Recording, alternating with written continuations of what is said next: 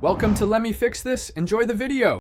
You start by confirming ownership and backing up any accessible files. This prevents data loss. Once done, create a Windows installation USB or recovery drive on another PC so you can boot to repair tools. Next, reboot and press ESC or F10 to enter BIOS. Make note of the key.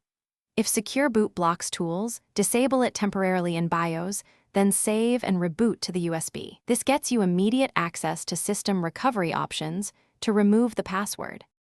Once booted to the installation USB, choose Repair Your Computer, then troubleshoot to see Reset and Advanced options. You can use Reset this PC to reinstall Windows and remove user accounts. This is the cleanest way. Alternatively, open Command Prompt from Advanced options. You can enable the built-in administrator or replace utilman. EXE with CMD.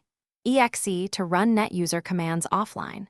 Make sure to document account names. These methods change credentials without needing the current password when done correctly.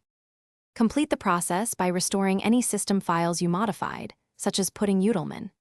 EXE back where it belonged, then reboot into Windows. Create at least one new administrator account and set a strong password, and set up a recovery drive and backups for future access.